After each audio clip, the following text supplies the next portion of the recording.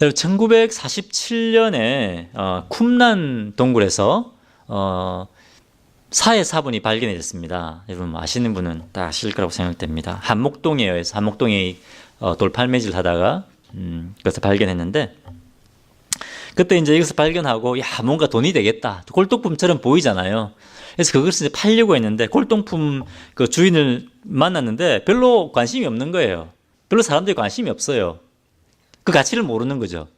어떻게 해서 이제 한 골동품 그 주인에게 팔게 되었는데, 얼마에 팔았느냐? 이는 얼마 팔았을까요? 1947년, 8년, 그때 약 60불 정도, 7개의 그 두루마리를 그렇게 해서 이제 팔았습니다. 이것을 이제 돈을 주고 팔았다고 하니까 동네 사람들이 어떻게 하겠습니까? 아, 돈 되는구나. 그래가지고 이제 동굴에 가서 막 찾기 시작하는 겁니다. 그걸 찾아서 이제 그걸 들고 골동품 이제 주인한테 가가지고 흥정을 하는 거죠. 흥정하다가 골동품 주인도 가치를 모르니까, 그죠? 막 흥정하다가 조금 일부러 더 깎으려고 이렇게 하다가 안 되니까 나가가지고 기분 나쁘니까 그냥 길거리 갖다 뿌리뿐 거예요. 그런 일도 일어나고 막 그랬습니다. 근데 여러분 이 7개의 두루마리가 미국 뉴욕에 와서 얼마에 팔린 줄 아십니까? 250만 불에 팔렸습니다. 250만 불. 70년 전입니다. 70년 전. 물가가 한 10배쯤 올랐을까요? 만약에 물가가 10배가 올랐다고 한다면 지금이면 그 가치가 2,500만 불입니다. 그리고 60불은 600불이 되겠죠. 그 사람은 600불에 팔았다. 2,500만 불짜리를 600불에 팔아놓고 좋아한 겁니다. 그죠? 가치를 몰랐던 겁니다. 근데 2,500만 불, 이것이 제일 싸게 팔린 겁니다. 그 후에 계속해서 이제 발굴되는 것들은 더 비싸게 이렇게 팔리게 되었는데, 지금은 어떨까요? 돈이 있어도 살 수가 없습니다. 황금, 다이아몬드보다 훨씬 더 비쌉니다. 돈으로 따지면 살 수가 없어요. 아무리 돈을 많이 줘도. 사실은 돈의 어떤 그 재정적인 가치보다 더 가치 있는 것은 뭡니까? 그 당시까지만, 이 사본이 발견되기 전까지만 해도 사람들이 성경을 공격했습니다. 왜냐하면 제일 오래된 사본이 AD 900년까지였거든요. 그러니까 성경이 BC 400년에 기록이 끝났잖아요. 그죠? 거의 1000년 넘도록 중간에 사본이 없었던 거죠. 그러니까 사람들이 성경은 틀림없이 그동안 몇백 년 동안 사람들이 계속 이것저것 더하고 해서 사람들이 결국 만들어낸 거다. 이렇게 공격을 했다는 겁니다. 그런데 이 사해 사본이 발견되고 어떻게 됐습니까? 1000년 이상 앞선 거잖아요. 성경 기록이 끝나고 불과 100년, 150년 이후에 첫 번째 사본이 남아있는 겁니다. 그것이 발견되면서 사람들이 이제 더 이상 그 얘기를 못하게 된 거예요. 성경은 이렇게 잘 보존되어 왔구나. 성경은 사람들이 계속 에디트해서 꾸며낸 것이 아니구나 하는 것이 바로 이 사해 사본을 통해서 밝혀지게 된 겁니다. 엄청난 가치를 가지고 있는 것이 이 사해 사본입니다. 참 2,500만 불짜리를 600불에 팔아놓고 얼마나 사람들이 참 좋아했겠습니까? 여러분, 사실은 사람들이 이렇게 가치 있는 것을 가지고 있으면서도 그 가치를 알지 못할 때가 참으로 많다는 겁니다. 그것은 하나님께서 우리에게 주신 영생도 마찬가지입니다. 하나님께서 우리에게 주신 영생이라고 하는 것, 하나님께서 우리에게 베푸신 은혜라고 하는 것은 한량 없습니다. 우리가 측량할 수 없습니다. 그것을 우리가 다 알지도 못하고 누리지도 못하고 있다는 것입니다. 우리는 지난주 요한복음 6장 54절에서 이런 말씀을 우리가 배웠습니다. 내 살을 먹고 내 피를 마시는 자는 영생을 가졌고 마지막 날에 내가 그를 다시 살리리니. 내 살을 먹고 내 피를 마시는 자는, 예수를 믿는 자는 영생을 가졌다.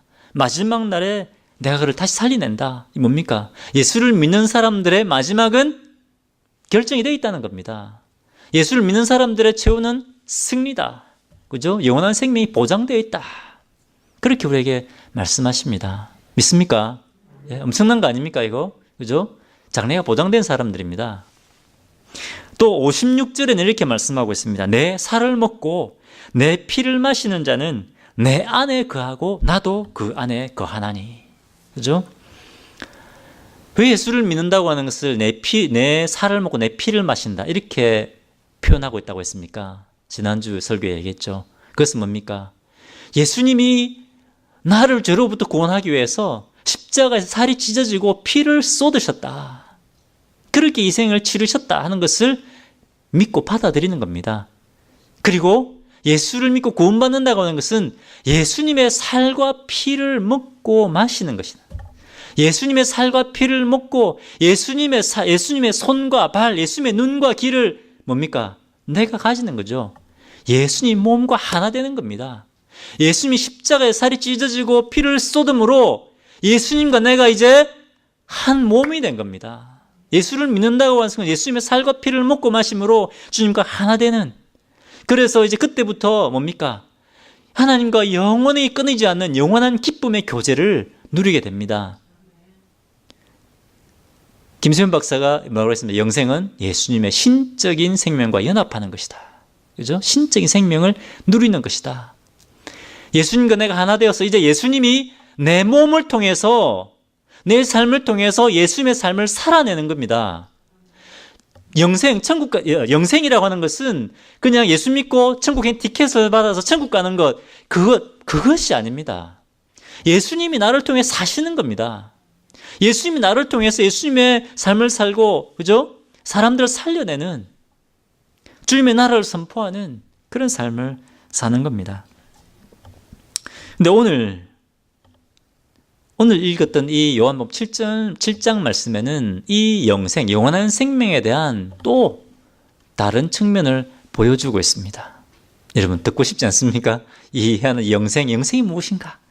그죠? 본문 말씀을 보겠습니다. 그 안에 있는 풍성함이 과연 무엇인가? 7장 31절을 같이 한번 읽어보겠습니다. 시작. 명절 끝날 곧 큰 날에 예수께서 서서 외쳐 이르시되 누구든지 목마르거든 내게로 와서 마시라. 자, 여기서 명절 끝날 곧 큰 날에라고 되어 있습니다. 여기서 명절은 무슨 명절입니까? 유월절입니까? 추석입니까? 추석? 초막절입니다. 초막절은 우리나라로 따지면 추석과 그런 비슷한 그런 명절인데, 왜 초막절이라고 했느냐? 나무로 지은 텐트를 치고 일주일간 그랬는데 왜 그랬느냐? 이스라엘 백성들이 40년간 광야에서 살았지 않습니까? 그때 이 초막을 치고 살은 겁니다. 그것을 기념하기 위해서 초막절을 치고 7일간 이 초막에서 살았는데, 이스라엘 백성들이 이 40년간 광야에 뭐가 있습니까? 먹을 게 있습니까? 마실 것이 있습니까? 해 만들어서 입을 게 있습니까? 아무것도 없습니다. 광야에는 진짜 아무것도 없습니다. 이 광야 40년 동안 사는 동안에 하나님께서 아무것도 없는 이 광야에서 먹을 것을 주시고, 마실 것을 주시고, 입을 것을 주시고, 40년간 지키시고 보호하셔서 가나안까지 인도해 내신 겁니다. 그것을 기념하기 위해서 우리 조상들이 아무것도 없는 광야에서 40년간이나 이 초막에서 살았다. 그 구원의 하나님을 기념하기 위해서 이 절기를 지켰습니다. 여러분, 하나님은 이 광야 같은 이 인생 광야 같지 않습니까? 안 그러신 분도 계시죠? 이 광야 같은 인생에서 아무것도 없는 이 광야에서도 우리를 먹이시고 입히시고 보호하시고 이끄실 수 있는 분입니다. 그런 것을 이 지키면서 그 하나님을 찬양하고 기뻐한 겁니다.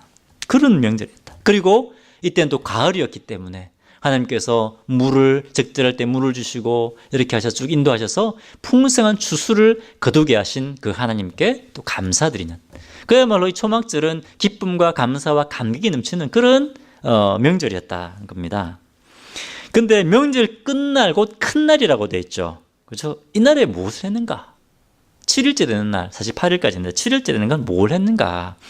이 7일간 매일매일 초막에 살 뿐만 아니라 매일매일 하는 것이 있었는데, 그것이 뭐냐면 매일 제사장들이 황금물통을 들고 시온 시내에 있는 실로암 연못으로 갔습니다. 거기 가서 이제 그 물을 깃는데, 사람들이 그 제사장들을 쭉 빙 둘러싸고 그 종려나무 가지를 흔들면서 이런 찬양을 했습니다. 하나님께서 물을 주시고 40년간 인도하신 그 하나님을 기억하면서 막 찬양을 했는데 이사야 12장 2절 3절에 나오는 이것을 가지고 하나님을 노래했습니다. 노래는 찬양은 다르겠지만 이것을 가지고 지은 찬양이 있어요. 제가 한번 불러보겠습니다. 제가 찬양은 잘 못하지만 그래도 가사의 은혜를 받으시기 바랍니다. 아카펠라로 제가 부르겠습니다.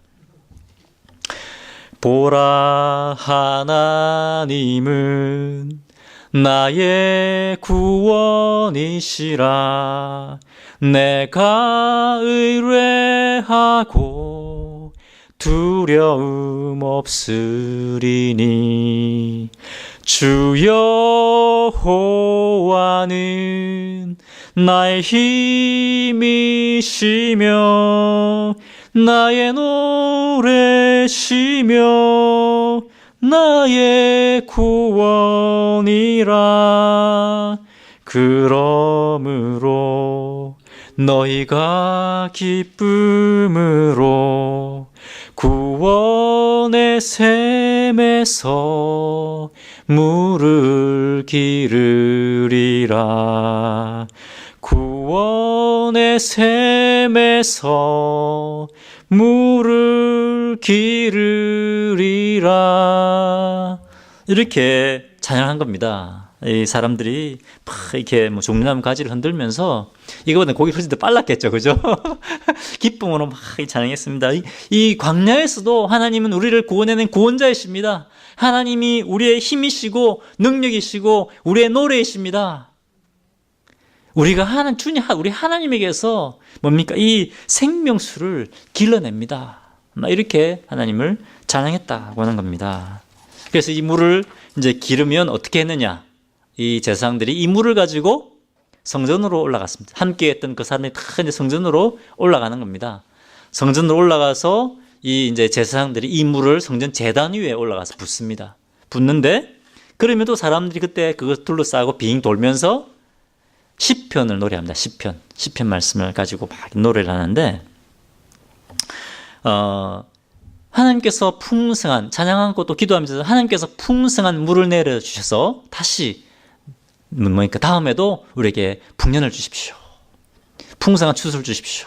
이런 마음으로 우리가 또 기도했고요. 그리고 또 한편으로는 에스겔 47장에 이런 말씀, 예언이 되어 있습니다. 여러분 저번에 설교에서 제가 한번 얘기했는데 여호와의 날이 되면 메시아가 그들에게 오셔서 성령을 부어주실 것에 대한 그 약속을 이 사람들이 붙들고 그 약속을 기억하면서 찬양했습니다. 에스겔 47장에 이렇게 예언되어 있습니다. 하나님의 날이 되면, 여호와의 날이 되면 성전 문지방에서 물이 솟아나기 시작합니다. 물이 솟아나기 시작해서 그 물이 점점 시내가 되고 그래서 발까지 있고 그 다음에 무릎까지 차고 허리까지, 그 다음에는 사람이 도저히 건널 수 없을 정도로 큰 강이 되어서 그 강이 이제 막 흘러가기 시작하는데 그 강이 흐르는 곳곳마다 사람들이, 죽었던 영혼들이 살아나는 겁니다. 죽었던 모든 생물들이 살아나기 시작하는 겁니다. 그리고 이 강이 이제 바다에 딱 들어가니까 죽었던 바다가 살아나고 바닷가에 죽었던 물고기들이 살아나고 모든 생물들이 살아나는 겁니다. 이 물이 흐르는 곳마다 죽었던 나무들이 살아나서 열매들이 풍성하게 맺히고 그 나무 잎사귀가 약재료가 된다. 있습니다. 사람들을 살려내는 약재료가 된다. 이것을 이 사람들이, 이스라엘 백성들이 믿었습니다. 하나님의 때에 성령께서 오시면 이렇게 물이, 생수가 솟아나서 살리는 그런 역사가 일어난다. 이 예루살렘에서부터 다시 이 옛날에 그 영광을 회복시켜 줄 것이다. 그래서 예루살렘에서부터 시작해서 온 땅에 이 하나님의 구원과 회복이 시작될 것이다. 이런 그 기대감을 가지고 있었다는 겁니다. 이것이 스가랴 14장 8절에도 나오고요. 요엘서 3장에도 납니다. 이 생명의 물에 대한 이런 약속의 말씀이 구약에 여러 군데 나옵니다. 이 메시아를 기대하면서 이 찬양을, 시편 찬양을 한 겁니다. 초막절 기간 동안에 매일매일 이것 생각나, 매일매일. 그런데 맨 마지막 날 7일째가 되는 날은 사람들이 이게 대사장들이 성전 재단에 물을 갖다 부을 때 한 바퀴만 돈 것이 아니고 일곱 바퀴를 돌았습니다. 이 완전 장관 아니었겠습니까? 사람들이 뭡니까 이거 나무까지 까먹었네요. 예, 네, 종려나무까지 버드나무까지를 막 흔들면서 사람들이 성전을 7바퀴 도는 겁니다. 장관 아니겠습니까? 수많은 사람들이 모여서 이것을 했습니다. 이런 그 기대감을 가지고. 그죠? 이날이 바로 명절 끝날 제일 큰 날이었다는 겁니다. 자, 이 성전 건물에서 이 문지방에서 이제 이렇게 물이 나와서 회복되는 역사가 일어날 것이다. 이런 사람들이 막 기대를 가지고 있는데 바로 그때 그날 7장 37절 38절을 한번 읽어보겠습니다. 같이 읽겠습니다. 시작. 명절 끝날 곧 큰 날에 예수께서 서서 외쳐 이르시되 누구든지 목마르거든 내게로 와서 마시라. 나를 믿는 자는 성경의 이름과 같이 그 배에서 생수의 강이 흘러나오리라 하시니. 사람들이 성전에서 이제 메시아가 오시면 이 성전에서 이 예루살렘 성전에서 생수가 나올 것이다 이렇게 막 기대하고 있는데 예수님이 그 모인 수많은 사람들 앞에 딱 서서 뭐라고 외칩니까? 외친다고 하는 것은 선포한다는 겁니다. 선포하는 겁니다. 사람들 앞에. 누구든지 목마르거든 내게로 와서 마시라. 내게로. 이게 지금 무슨 말입니까? 이 생명의 물이 예루살렘 성전에서 나오는 것이 아니라 내게로 와라. 그럼 내가 너에게 생명수를 주겠다. 내가 성전이라고 합니다. 예수님이 진짜 성전이라는 겁니다. 예수님이 진짜 살려내는 분이라는 겁니다. 믿습니까? 내가 내게로 오면 내가 너에게 생명수를 주겠다. 내게 오는 자는 영원한 영적인 목마름이 사라진다. 그겁니다. 그것뿐만 아니라 뭐죠? 그리고 그 사람은 그 배에서 생수의 강이 흘러나오게 된다. 그 배는 그 안에서, 그 사람 안에서 생수의 강이 흘러나오게 된다. 생수의 강은 39절에 보면 보겠지만 성령입니다. 그래서 예수님께 오는 사람은, 예수님을 마시는 사람은, 예수님과 하나 되는 사람, 연합하는 사람은 살아나는 겁니다. 살아날 뿐만 아니라 그 배에서 이제 생수의 성령의 강이 흘러나와서 이 사람이 이제 어떻게 된다고요? 살려내는 사람이 된다는 겁니다. 성령님을 통해서 예수님께 가면 이 생수를 마셔서 살아나고 또 다른 사람을 살려내는 그런 역사가 일어나게 된다는 겁니다. 이 생수의 강을 39절에 이렇게 말씀하고 있습니다. 같이 읽겠습니다. 시작. 이는 그를 믿을 자들이 받을 성령을 가리켜 말씀하신 것이라. 예수께서 아직 영광을 받지 아니하셨으므로 성령이 아직 그들에게 계시지 아니하시더라. 성령님입니다. 성령님. 예수님을 마신다는 것은 뭡니까? 예수님 앞에 나와서 예수님을 믿는다. 예수님을 모셔드리는 겁니다. 예수님과 연합하고 하나 되는 겁니다. 마시는 거 아닙니까? 그죠? 하나 되는 겁니다. 예수님과 하나 돼서 예수님과 우리가 함께 사는 겁니다. 예수님 우리 안에 들어와 사시는 분이 누굽니까? 성령님입니다. 성령님. 성령이 우리 안에 들어오신다는 겁니다. 예수님을 모셔드릴 때 성령님이 우리 안에 들어오셔서 내 안에 들어오셔서 나와 함께 사시고 우리 공동체 안에 들어와 우리와 함께 사시는 겁니다. 여러분, 2000년 전에 예수님이 성육신 하셔서 하늘 영광 버리고 이 땅에 오셔서 제자들과 함께 거하셨습니다. 지금은 어떻게 됐습니까? 지금은 예수님이 우리 안에 들어오셔서 우리와 사시는 겁니다. 우리 안에 사시는 겁니다. 우리 공동체 안에 사시는 겁니다. 어떻게 더 낫습니까? 우리 안에 사시는 게 낫지 않습니까? 그죠? 우리 안에 들어오셔서 우리를 통해서 예수님의 삶을 이제 사시는 겁니다. 요한복음 14장 23절에 우리가 그에게 가서 그와 거처를 함께 하리라. 거처는 홈입니다. 홈. 같이 산다는 겁니다. 예수님이 내 안에 들어오셔서 우리 안에 들어오셔서 우리 공동체 안에 지금 살고 계신 겁니다.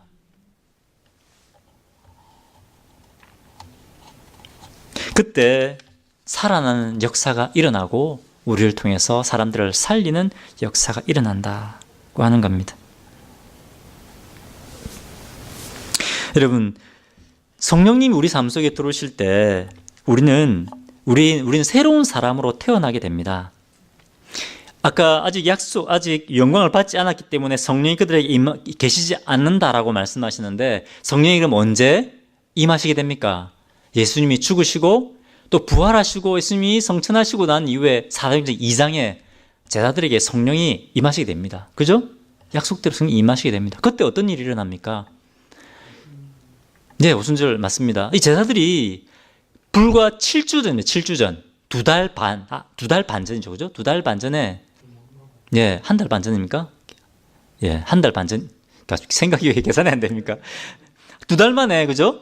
이 2달 전에 어땠습니까? 예수님이 십자가 죽으시게 잡혀가실 때 다 도망갔습니다. 베드로는 저주하면서 부인했고, 그 다른 제자는 뭡니까? 옷입을 입고 있다가 딱 잡으니까 그것만 싹 빼고 벌거벗은 도망갔지 않습니까? 그죠?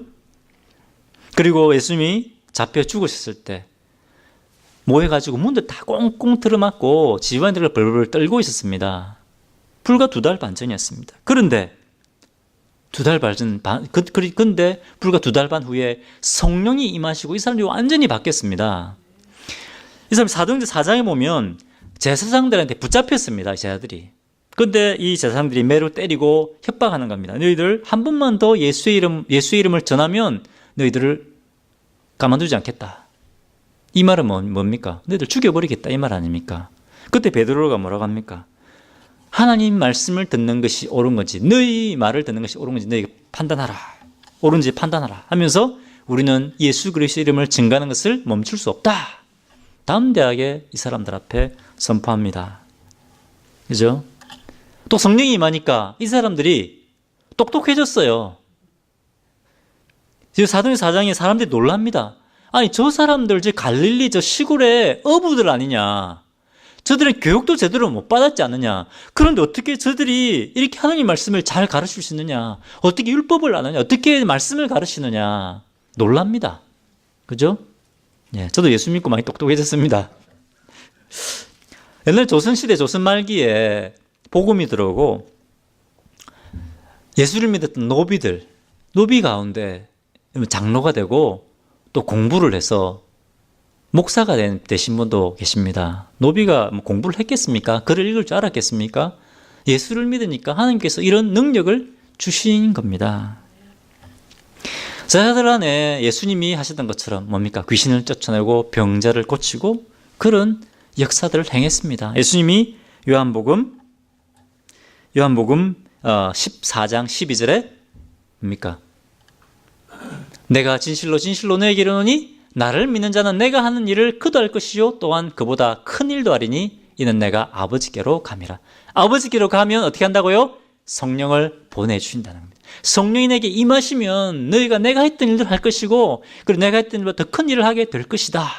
이렇게 약속하셨습니다. 제가 일본에 있을 때 장로교 고신교단에서 목회하시는 목사님과 만나서 교제할 수 있는 기회가 있었습니다. 이분이 이제 부산에 있는 한 대학의 교목으로 사역하시는 분인데 혹시 이 학교의 학생들과 또 제가 캠퍼스 대학생 사역을 했지 않습니까? 어떤 함께 할 수 있는 사역할 수 있는 일이 없을까 함께 이제 또 의논하기 위해서 또 교제를 했는데 굉장히 젠틀하신 분입니다. 굉장히 보수 교단의 목사님이시고요. 근데 이분이 이제 교목으로 오시기 전에 경상남도 이렇게 섬도 많고 바닷가지 않습니까? 한 동네 이제 바닷가 한 동네에 이분이 이제 시골 동네 목사로 이제 부임을 해서 사역을 했었답니다. 이제 조그만 동네에 부임해서 이제 부임한 지 얼마 안 됐는데 이제 새벽 기도를 하는데 어떤 분이 모르는 분이 교회를 오셨는데 이제 기도를 하려고 하는데 이분이 막 귀신 소리를 내기 시작하는 겁니다. 귀신 우는 소리를 막 이렇게 내기 시작하는 겁니다. 뭐 조그만 교회 새벽 기도에 많이 오셨겠습니까? 목사님이 혼자 와서 기도할 때도 많지 않겠습니까? 저도 혼자 기도할 때 많습니다. 막 귀신 우는 소리 내니까 목사님 겁이 나지 않겠습니까? 얼마나 겁이 났겠습니까? 그래도 목사니까 딱 내려가서 손을 머리 딱 안 쏘고 기도했답니다. 어떻게 기도했는지 모르겠지만 주 예수 이름으로 악한 일을 물러가라 이렇게 기도를 했겠죠. 이 영혼은 평안을 주시고 그렇게 막 기도했을 겁니다. 그래서 잠잠해졌는데 근데 그 다음날 기도하려니까 이분이 또 와가지고 또 막 귀신 소리를 내는 거예요. 이게 지금 며칠 계속 반복되는 겁니다. 그러니까 이 목사님 안에 이런 마음이 들더랍니다. 내가 장로 교신 교단 목사라 이런 귀신 쫓아내는 경험도 별로 없고 나한테는 이런 능력이 없나 이런 그런 좌절 좀 낙심이 되는 그런 마음이 들었다고 합니다. 목사로서 그죠? 능력이 나타나야 되는데 그게 안 나타나니까 아마 좌절감이 들고 낙심이 되더랍니다. 그런데 그날도 어김없이 사람이 찾아오는 겁니다. 그래도 마지막으로 또 힘을 내서 믿음을 가지고 내려가서 딱 기도를 하려고 하는데 이 사람이 갑자기 도저히 이제 힘들어서 못하겠다 이러면서 일어나서 도망가 버리더랍니다. 그런데 그 이후에는 다시 교회로 찾아오지 않더랍니다.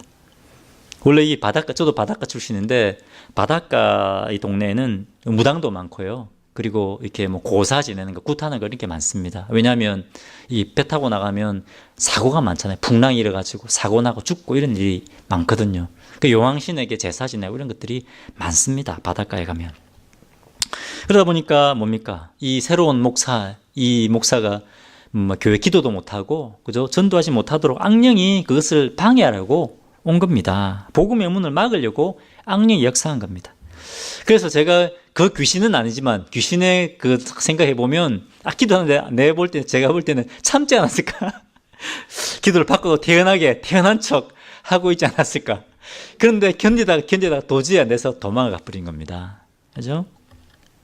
여러분, 이처럼 물론 이 동네에서는 이렇게 사탄이 역사했지만 우리 삶 속에서 사탄은 다양한 방법으로, 우리가 눈에 보이지 않는 방법으로, 우리가 넘어지기 가장 쉬운 방법으로 악령들은 우리를 공격합니다. 우리가 주님의 뜻대로 살지 못하도록, 우리가 복음대로 살지 못하도록 방해하는 겁니다. 그죠? 근데 그때 우리가 어떻게 이길 수 있느냐? 그때 우리가 성령께서 우리 안에 들어와 계시면 이럴 때 우리 안에 성령의 능력이 나타난다고 하는 겁니다. 특별한 사람에게만 나타나느냐? 그것이 아니라는 겁니다. 사탄은, 귀신은 속게 만듭니다. 너는 그런 능력이 없어. 너는 안 돼. 속게 만드는 겁니다. 여러분, 절대 속으면 안 됩니다. 성령께서 우리 안에 일하고 역사하신다. 우리가 예수님을 믿고 예수님과 하나 되었기 때문에 성령님이 우리 안에 사시는 겁니다. 믿습니까? 예수를 믿는 모든 사람들 안에 성령님이 들어와 사시는 겁니다. 예수님이 이제 내 안에 들어오셔서 나를 통해서 주님의 삶을 사시는 겁니다.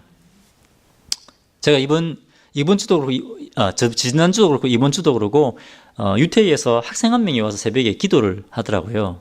뭐 매번 오는 건 아니고 가끔씩 오더라고요. 그래서 제가 설교 준비를 더 잘하게 되는데, 그것을 보면서 하나님께, 성령께서 이렇게 말씀하시는 것 같아요. 요즘 제가 유태희를 잘 안 나갔거든요. 그래서, 주님이 또 유태희에 나가서 또 학생들 만나고 또 복음 전하기 원하시는구나.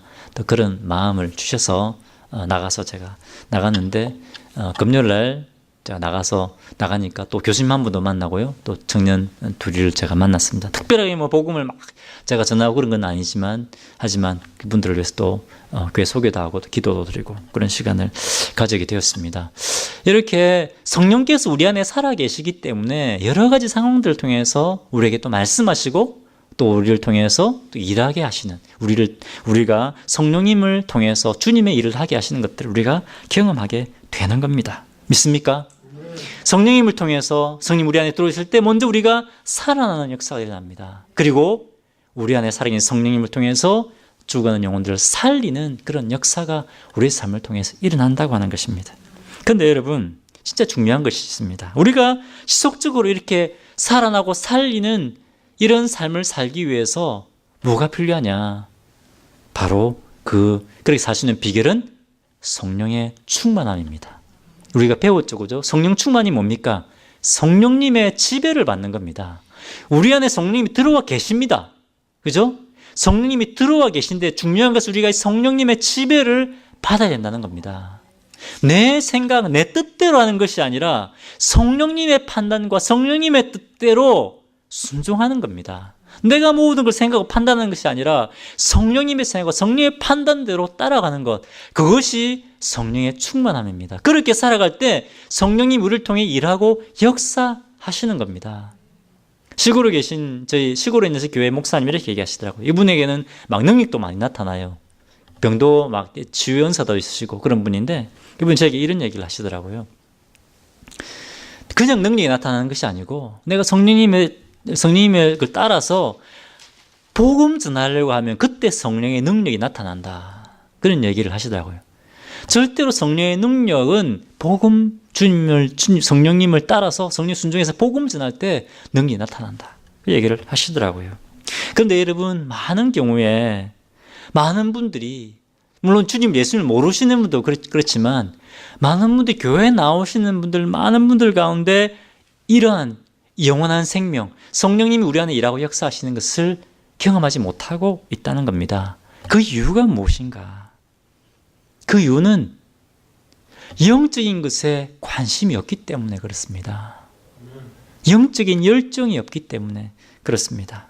그의 마음과 생각이 세상의 것으로 가득 차 있기 때문에 그렇습니다. 성령님의 지배를 받는 것이 아니라 세상의 생각에 세상의 것에 지배를 받기 때문에 성령님의 지배를 받지 못하는 겁니다. 예, 그렇죠. 6장 60절, 요한복음 6장 60절 보겠습니다. 이렇게 되어 있습니다. 지난주에 했던 6장인데요. 예수님이 이 생명의 떡에 대해서, 그죠? 난 생명의 떡이다. 영원한 생명. 이것 대해서 막 말씀하시니까 다 끝났는데, 저자들이 여럿이 듣고 말하되, 이 말씀은 어렵도다. 누가 들을 수 있느냐 한데, 예수님이 영원한 생명에 대해서 이렇게 다 듣고 난 다음에, 너무 어렵다. 도대체 이해를 못 하겠다. 이렇게 얘기를 하는 겁니다.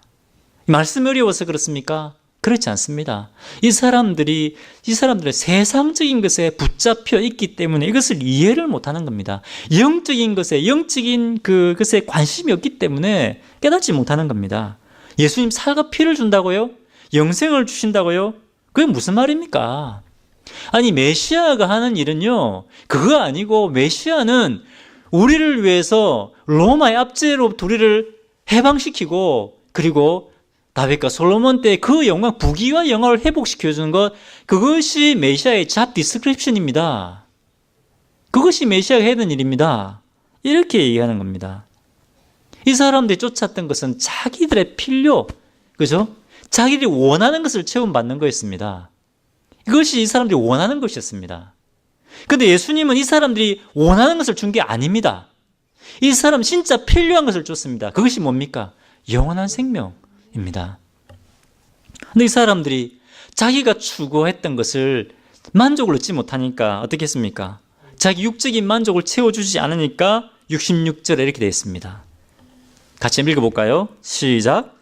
그때부터 그의 제자 중에서 많은 사람이 떠나가고 다시 그와 함께 다니지 아니하더라. 예수님 수많은 사람들이 막 떠나가니까 이거 막 간이 철렁하지 않겠습니까? 우리 교회에 막 예를 들어서 100명 성도가 있었는데 50명도 빠져나간다 그러면 목사가 가슴이 철렁하지 않겠습니까? 나가지 마세요. 그런데 예수님 그렇게 하지 않으셨습니다. 그들이 원하는 것을 채워주려고 하지 않았습니다. 예수님 끝까지 그들에게 필요한 것을 주시려고 했다는 겁니다. 예수님을 따르던 수많은 사람들이 실망하고 예수님을 떠나갔습니다. 다시는 예수님과 함께 다니지 않았다고 이렇게 되어 있습니다. 심지어 12명의 제자 중에 한 사람인 가룟 유다는 어떻게 했습니까? 실망해서 겉으로는 드러내지 않았지만 결국 어떻게 했습니까? 예수님을 팔려고 한 겁니다. 그렇죠? 7장 5절에 예수님의 형제들도 예수님을 믿지 않았다. 이렇게 얘기합니다. 예수님, 당신이 메시아 아닙니까? 그러면 이제 명절인데, 초막절인데, 저 이제 올라가서 수많은 사람들이 모였는데, 그가 당신의 능력을 한번 보여주십시오. 한번 보이십시오. 예수님께 그랬습니다. 예수 형님, 우리도 형님 때문에 우리 팔짱 고쳐봅시다. 제자들 그렇게, 예수님의 동생들이 그렇게 얘기한 겁니다. 예수님의 동생들조차도 예수님을 그렇게 믿지 않았다는 겁니다. 그것에 대해서 예수님이 이렇게 지적합니다. 6장 63절 같이 읽겠습니다. 시작. 살리는 것은 영이니 육은 무익하니라. 내가 너에게 이런 말은 영이요 생명이라. 사람들아, 너희를 살리는 것은 육이 아니다. 너희 지금 피부로 와닿는 그 필요를, 너희들 원하는 것을 체험받는 그것이 다가 아니다. 그것은 잠시 너희들을 만족하게 하지만 그것이 너희에게 영생을 줄 수 없다. 진짜 너에게 필요한 것은 영이다. 생명이다. 그렇게 말씀하는 겁니다. 여러분, 육적인 필요가 중요하지 않습니까? 밥 먹는 거 중요하지 않습니까? 중요합니다. 하지만 그것이 중요하지 않다는 것이 아니라 대부분의 사람들이 이 세상의 것에 매여 있다는 겁니다. 세상의 것에 우선순위를 두고 있는 겁니다. 세상적인 필요와 만족이 채워지고 나면 그 다음에 하나님, 그 다음에 교회, 영생, 주님을 섬기는 거 이렇게 생각한다는 겁니다. 근데 여러분 우리가 세상적인 것에 사로잡혀 있으면 영적으로 무감각해집니다. 성령님이 내 안에 살아계시고 나와 함께 하시는 것을 경험하지 못합니다. 성령님이 내 안에 일하시고 역사하셔서 나를 통해서 예수님의 살고자 하는 그 삶을 누릴 수 없는 겁니다. 하나님 정말 저에게 하나님의 은혜가 필요합니다. 주님이 필요합니다. 제가 말씀대로 살겠습니다. 제가 하나님 나라를 위해 살겠습니다. 저를 성령으로 충만케 해주십시오. 이런 사모함이 우리에게 있어야 된다고 하는 것입니다. 이번에 부흥의 강사로 오신 목사님이 이런 말씀을 하시더라고요. 지금 한국교회에 심각한 문제가 있습니다. 그것은 외부로부터 오는 그런 핍박이 아닙니다. 교회 안에 있는 교회가 점점 세속화되어 가는 겁니다. 이 사람들이 만나면 물론 필요한 얘기도 해야 되죠. 그런데 하나님의 은혜를 나누고 말씀을 나누는 것보다 무엇에 더 관심이 있냐면 어떻게 자녀들이 좋은 대학 갔느냐, 어떻게 하면 좋은 대학을 보낼 수 있느냐, 또 뭐 해가지고 어떻게 집 샀냐, 어떻게 부동산 투자해서 돈 벌었느냐, 어떻게 하면 돈 벌 수 있느냐, 어디 가면 맛있는 거 먹을 수 있느냐, 이제 어디 가면 내 눈을 즐겁게 할 수 있느냐, 야, 좀 재밌는 드라마가 뭐냐, 드라마 물론 얘기하지 말라는 것이 아니에요. 저 봐요, 저도. 그죠? 요즘 한국의 트렌드가 주말에 그 밴을 사서 가족들이 여행을 다니는 거라는 겁니다. 교회 빼먹고 주일 빼먹고 가는 겁니다, 그냥. 그래도 별로 죄책감을 안 느끼는 겁니다. 여러분, 성령께서 영적으로 우리가 민감해 있다면, 만약 우리가 이런 삶을 산다면 성령께서 찔림을 주십니다. 점점 우리가 영적으로 무뎌지면 무뎌질수록 이것을 우리가 느끼지 못하는 겁니다.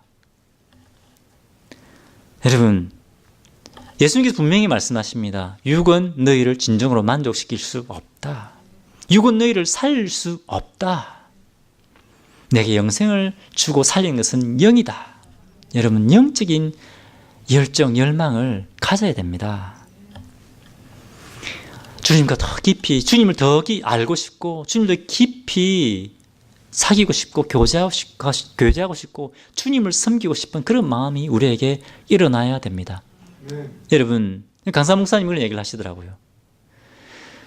예수를 내가 진짜 믿는 크리스찬인지 아닌지를 확인하는 그 시금석이 있는데, 내 안에 주님, 내 이제 남은 인생을 하나님의 나라를 위해서 드리고 싶습니다. 그런 사모함이 있다면 여러분은 진짜 크리스찬입니다. 하지만 만약에 여러분 속에 하나님의 나라를 위해 살고 싶다는 소원함이 없다면 여러분은 크리스찬이 아직 구원받지 않았을 수도 있습니다. 여러분 자신을 아마 이렇게 시험해 보십시오. 그렇게 얘기를 하더라고요. 여러분, 이 시간 우리 자신을 한번 돌아봤으면 좋겠습니다. 우리 마음속을 한번 들여다봤으면 좋겠습니다. 내 안에 주님을 향한 열망이 있는가? 영적인 열정이 있는가? 내가 하나님의 나라를 위해 살고 싶은 마음이 있는가? 그것이 없다면 여러분, 우리 안에 이런 영적인 열정이 식어 있는 겁니다. 우리가 수요일 날 이제 평일 기도회도 시작했지 않습니까? 그죠? 그러면 은혜를 사모하고 나오십시오.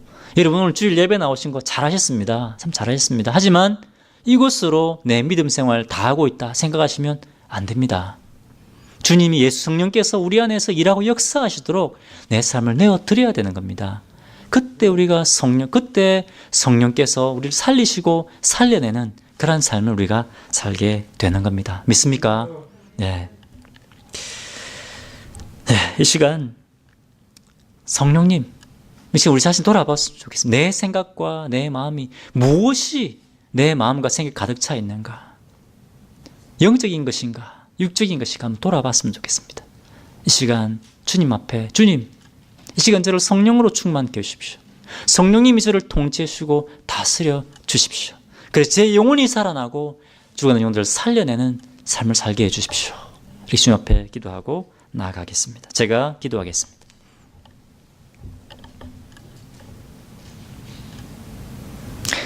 할렐루야. 주님 참으로 감사합니다.